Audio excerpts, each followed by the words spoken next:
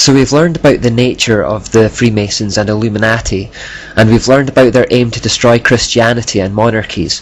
The question then is, what did they want to replace them with? What kind of society were these enlightened individuals after? What would the new system look like in the secular New World Order they were trying to create? The answer to these questions are found in the writings of the classical Greek philosopher Plato. Plato's beliefs in turn were based on the mysteries as handed down through the Persians and his predecessor Pythagoras. Plato's most famous book is in fact called The Republic, and in this and his other works he has much to say on how a society should be run. The so-called illuminated ones took much inspiration from it for their vision of a new world order. So here are some key ideas from that book. Firstly, Plato believed that society should be divided into a hierarchy of 3 levels: the ruling elite, the auxiliaries, and the workers. It's more like a 2-tier system really, as there is no middle class as such. The middle tier just exists to impose the will of the upper tier on the lower. Plato believed that the average individual was incapable of running his own life, and that they should therefore submit unquestioningly to the ruling elite who, because of their superior and enlightened knowledge, would direct their lives for the greater good. He wrote, "And even in the smallest manner, one should stand under leadership. For example, he should get up or move or wash or take his meals only if he has been told to do so. In a word, he should teach his soul by long habit never to dream of acting independently. There will be no end to the trouble of states or of humanity itself till philosophers become kings in this world, or till those we now call kings and rulers really and truly become philosophers, and political power and philosophy thus comes into the same hands." What Plato was effectively describing here was a totalitarian state, a socialistic dictatorship. Plato believed that average men were nothing more than labouring beasts of the field, fit for nothing else but slavery. He believed that not all men were equal, and that only a small number of elites at the top of the hierarchy were fit to rule. Sound familiar? Those elites were those who were philosophers, i.e., those with the greatest capacity for knowledge. To Plato, it was knowledge that made one man higher than another. Again, I need to emphasize that the middle class is effectively abolished in the system. There's a small top tier that rules and a large bottom tier that is subservient, and then simply a group in the middle to implement it, like the army or police. Look at the economics of the world today and you will notice the middle class gradually being squeezed with higher taxes and greater debt burdens. The elite bankers caused a global financial crisis but were bailed out, and within a couple of years they were operating like nothing had happened, paying out just as large bonuses as ever. The middle class, meanwhile, are left with the tab by way of huge tax increases. During the financial crisis, you will notice that the very wealthy did not have to adjust their lifestyles at all. The gap between rich and poor widened. I won't go into that any further right now, but it is likely that the middle class will eventually be eradicated if they have their way. Plato also says, "We must look for the right kind of rule in one or two or very few men, whenever such right rule occurs. And these men, whether they rule over willing or unwilling subjects, with or without written laws, and whether they are rich or poor, must exercise their rule in accordance with some art or science. And whether they purge the state for its good by killing or banishing some of the citizens, or make it smaller by sending out colonies somewhere, as bees swarm from the hive, or bring in citizens from elsewhere to make it larger, so long as they act in accordance with science and justice, and preserve and benefit it by making it better than it was, so far as is possible, that must at that time and by such characteristics be declared to be the only right form of government."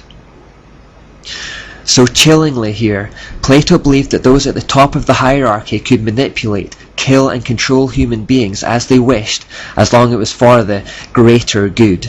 Remember the satanic mantra that the end justifies the means. He states that it doesn't matter whether the masses are willing or unwilling to be ruled, and that they may be justly killed or banished in order to control populations. In Plato's eyes, the individual exists merely for the benefit of the state. They have no intrinsic value of their own. He also suggests that a tyrant is necessary to protect people from themselves. Here's a key statement. "Philosopher kings must take the city and the characters of men as they might a tablet, and first wipe it clean, no easy task, but at any rate you know that this would be the first point of difference from ordinary reformers, that they would refuse to take in hand either individual or state or to legislate before they either received a clean slate or themselves made it clean. In other words, in order for this new world order of things to be introduced, the former way of things must first be wiped out. They must start with a clean slate. One way of wiping out the old is a kind of brainwashing through propaganda, dominating flows of information. He writes, "Rhetoric is a producer of persuasion for belief, not for instruction in the matter of right and wrong. And so the rhetorician's business is not to instruct a law court or a public meeting in matters of right and wrong, but only to make them believe."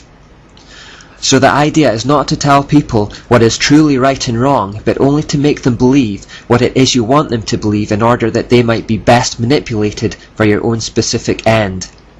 This is morally acceptable as long as the end justifies the means. This is compounded when he says, "The profession of those who are greatest in wisdom, who are called orators and lawyers, for they persuade men by the art which they possess, not teaching them, but making them have whatever opinion they like."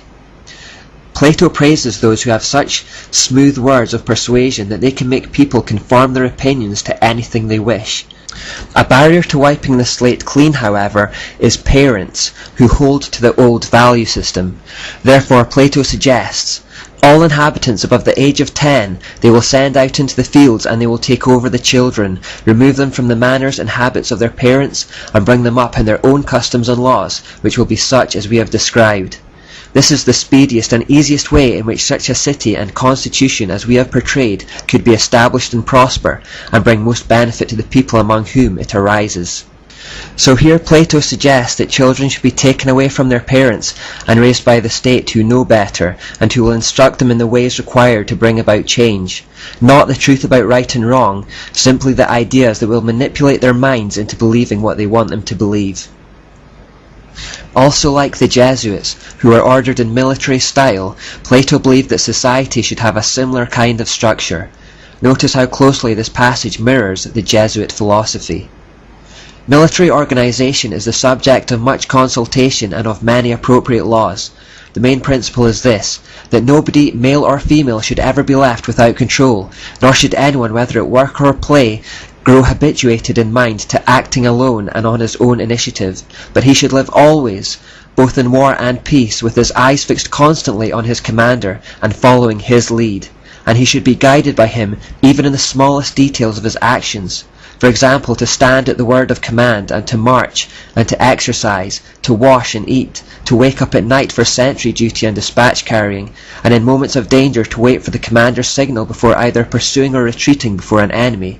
And in a word, he must instruct his soul by habituation to avoid all thought or idea of doing anything at all apart from the rest of his company, so that the life of all shall be lived en masse and in common. For there is not, nor ever will be, any rule superior to this, or better and more effective in ensuring safety and victory in war. This task of ruling and being ruled by others must be practiced in peace from earliest childhood, but anarchy must be utterly removed from the lives of all mankind. The words of that quotation could easily have come from Ignatius Loyola. Notice that the individual is so heavily de-emphasized, and that it is all about the collective. Plato also believed that because all humans were not equal, there should be a breeding program of the finest, designed to improve the qualities of the human species. Only the best were to procreate. Those humans who it was believed had undesirable traits should not.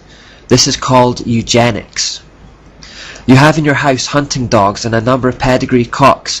Do not some prove better than the rest? Do you then breed from all indiscriminately, or are you careful to breed from the best? And again, do you breed from the youngest or the oldest, or, so far as may be, from those in their prime? And if they are not thus bred, you expect, do you not, that your birds and hounds will greatly degenerate? And what of horses and other animals? Is it otherwise with them? How imperative then is our need of the highest skill in our rulers, if the principle holds also for mankind? The best men must cohabit with the best women in as many cases as possible, and the worst with the worst in the fewest, and that the offspring of the one must be reared and that of the other not, if the flock is to be as perfect as possible. and the way in which all this is brought to pass must be unknown to any but the rulers, if again the herd of guardians is to be as free as possible from dissension. He went even further, suggesting that the offspring of inferior humans should be disposed of like a piece of trash. The offspring of the inferior and any of those of the other sort who are born defective they will properly dispose of in secret, so that no one will know what has become of them. That is the condition of preserving the purity of the guardian's breed. Eugenics is what Adolf Hitler was doing when he tried to establish a master race of blonde-haired, blue-eyed Aryan humans. This process involved trying to eradicate those who he saw as inferior, specifically the Jews. Plato elaborates, saying, "The bride and bridegroom must set their minds to produce for the state children of the greatest possible goodness and beauty." So they are to procreate for just 10 years, at the end of which they are considered too old to produce any more, and are forcibly divorced. If the couple don't agree to do this, then Plato suggests that wardens, partly by threat and partly by admonition, stop them. If the man refuses in the face of these threats, he is to be disqualified from attending his children's birthday parties and any weddings. If he does appear at these events, then people are entitled to punish him with blows, and the same was to apply to women. Plato also believed that marriage and the family unit should be completely abolished, saying, "All these women shall be wives in common to all the men, and not one of them shall live privately with any man. The children too should be held in common, so that no parent shall know which is his own offspring, and no child shall know his parent."